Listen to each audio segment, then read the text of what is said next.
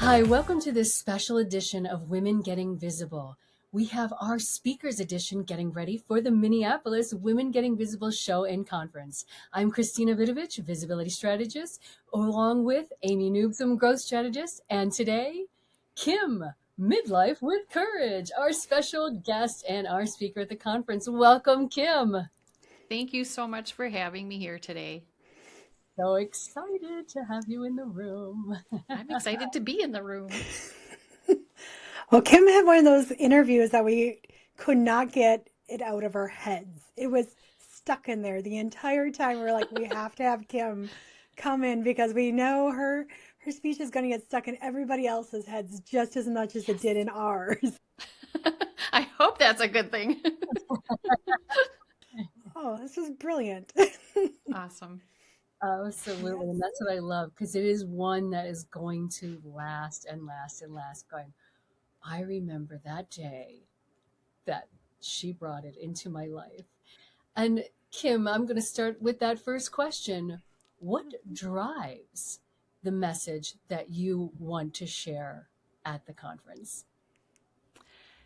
What drives it is, it's kind of a combination of my own personal experience of not really feeling visible as a younger person. And now as I get into midlife, that's totally changed now because I've learned. But also talking to other women in midlife who they tend to minimize themselves. And that's, I don't want to give everything away here. I don't think that's what I'm supposed to do here, but it's just, we find we don't realize all the ways that we minimize ourselves as we go through day-to-day life. And it's amazing the things when you really start thinking about it and paying attention to it, there are a lot of things that we do that just minimize ourselves. And so I had to come out with that. I had to kind of think through in my own journey, gosh, I want to be more visible, but I've been sabotaging it myself. And once I figured that out, sky's the limit. Here I am. Yes, I love that idea that we limit ourselves more than other people limit us. And it's just sometimes, it comes down to confidence. Sometimes it comes down to language. Sometimes it comes down to maybe I just need to sit and think about something a little bit more. So I feel like I'm capable of expressing myself to others. Right, and it's little by little we build that confidence up that just allows us to show up fully who we are. And I think that's when life gets really fun. How about you? Definitely much more fun. I like to say when I kind of had my midlife revelation, I don't call it a crisis, in my 40s, where I realized I don't have to do what everybody says I'm supposed to do. I can do whatever I want, basically, and it's just a liberation. It's a feeling of just freedom to do what you want to do. You've kind of let go of some of these, these priorities that are based on other people's needs, and you get to turn into yourself and say, you know what, I matter, and it's time for me to do what I need to do. Yes, and it's so fascinating because I'm watching, and it's so important because our words do matter. How we present ourselves, how we have particular words, and even stopping, what you just did right there was a beautiful example of sometimes it's okay to pause and correct our language. And I think there's a little hint of that's going to be happening in your talk.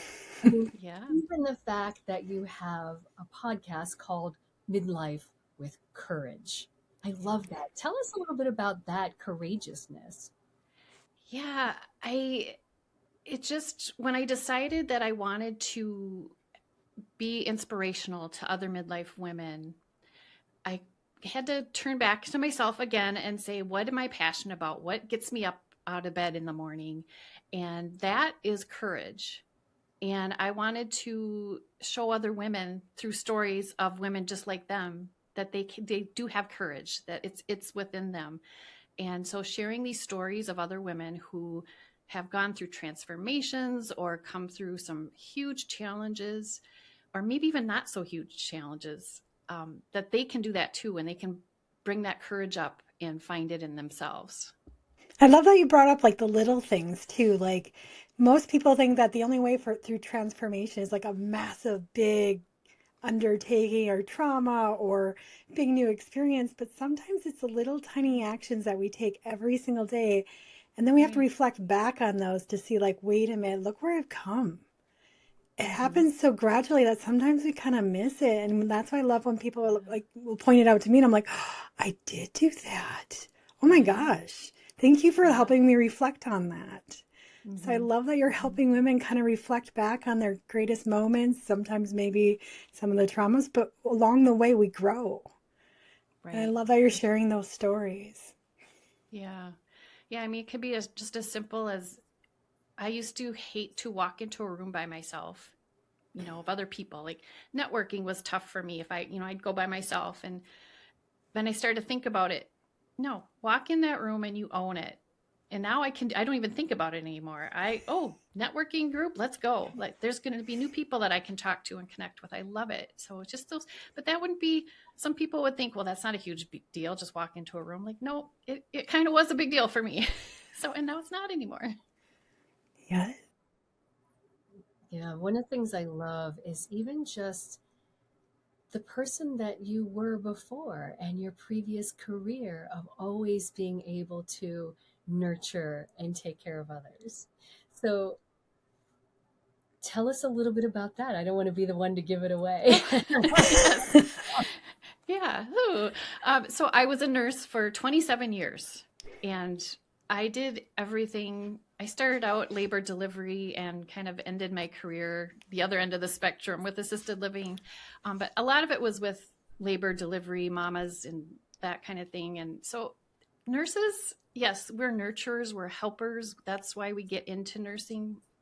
Pretty much everyone I know that has been a nurse, but we're not this, I don't want to say the star of the show, but we're there to help, like in labor delivery especially. We're there for that patient, that mom and that baby, or even just not even labor delivery, other patients. We're there to take care of kind of in the background almost, but we play a good role, like an important role. But we're there to kind of be there as support, and taking that and applying that to the people that listen to my podcast, the women that I talk to. It is nursing in a different way.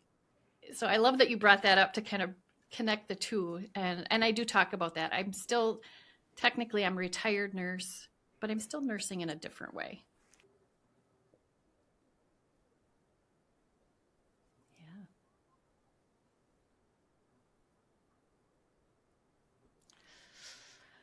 Oh gosh, women who are feeling, maybe they're feeling disconnected with other people or themselves. Maybe they're feeling like I did when I, before this whole thing started with my midlife revelations. I felt like there was something else there for me. I just couldn't get to it. I knew there was something out there I needed to do and wanted to do, and I just didn't know yet what it was. And that's the woman that I want to talk to, and I want to hear my message. Mm, wow. And I love that again. It's just the depths of things that we can take from our own experience and share with others. That is absolutely the beauty of it all. And what's fascinating is talking about your career and to where you are now is that visibility, invisibility. It's like you're doing the things that you're doing magically, sometimes invisible. And then sometimes it's just like, oh my gosh, if it weren't for you being here with me at this moment, what would I be doing? And it's just incredible just to see this across the span of where you were to where you are now with walking through midlife with courage. So, one of our favorite questions is, Kim, why do you think that visibility matters? It's so important. This is something I literally just in the last few weeks have realized how important it is to me myself. And because what I was doing, I'm still doing it with my podcast. I'm sharing these other women's stories. And it's taken me, well, 5 years I've been going to realize it's not just their stories, it's my voice too. And what I have to say through the podcast matters. And since I've come to that realization, the conversations that I've had with my guests, and even not podcast guests, but women that I've talked to in person, the connections are better and they're deeper, and the conversations are more poignant, for lack of a better word. I'm trying to think of a different word for that, but they matter more. I just feel that deeper connection. And it's because I realize that my visibility matters too.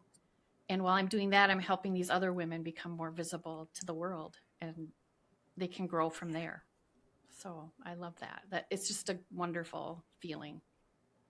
It's very common for us to want to showcase others, and then we get lost, or we feel like we haven't really like showed up for ourselves, and we're like, wait a minute, podcasting is a two-way conversation. Yeah. Right. And sometimes we forget our roles as a host. Right. And it's really great that you recognize that, because when we speak, Christina and I talk about it all the time, it's a give and a receive. It needs to be both directions. And when you are fully aware and you're fully receiving, that's when the magic starts to happen, and those connections start to build faster, because you get to also listen, talk, receive all those beautiful things that we kind of take for granted that are just like there. Yeah. But when we're consciously aware of what we're doing, it's so much better with the conversation. Right. Right. And I've been finding too, since I've kind of paid more attention to that, almost every single one of my podcast guests will tell me at the end of the conversation, I feel like I was just talking to a good friend. I mean, that's huge. That's what you want. Yeah. And that proves to me that I'm doing it. That's what I'm supposed to be doing. So it's wonderful. Yes. And that's a great idea. Like, that's how we kind of put the whole conference together, is like, this isn't like women standing up there speaking at you. It's friends giving you advice, including you into the conversation. That's what we put together. And I love that Kim's, trust me, when you come, you will not get her message out of your head. It's still stuck in there, and it's been over a month. Yes, good. It's effective. It's very effective. And it's so simple. And that's what I love, is we're bringing simple things you can bring into your everyday life. And yours, Kim, has been at the top of my mind, and I cannot wait for other people to hear your story and your message, because I know it'll make a difference. Yeah, I'm so thankful for the opportunity to be able to share it. And obviously it's very needed and necessary. So it'll be wonderful to share. Great. Kim, thank you so much for joining us today. Wow, everyone who's watching and listening, you need to be in this room. This message will change your life and your words and the way that you think about things. Absolutely. So I want to thank you for joining us today on this special edition of Women Getting Visible, the Speakers Edition for Minneapolis. Share your story.